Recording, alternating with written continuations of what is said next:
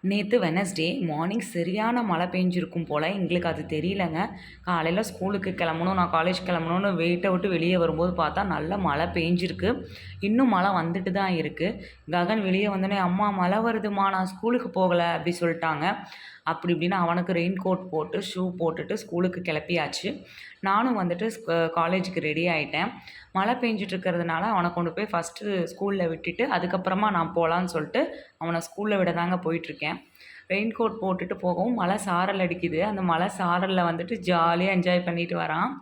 அப்புறம் மழை சாரல் அவன் மேல விழுகவும் அழகா சிரிச்சுக்கிட்டே, கியூட்டா விளையாண்டுக்கிட்டே வந்துட்டு இருந்தான். அப்புறம் அவன கொண்டு போய் நாங்க ஸ்கூல்ல விட்டுட்டு, எனக்கு பஸ் வந்து போயிடுச்சு. ஸோ அவன கொண்டு போய் விட்டுட்டு ஒரே ரன்னிங், சேசிங்ல தாங்க நான் போய் பஸ்ஸ புடிச்சேன்.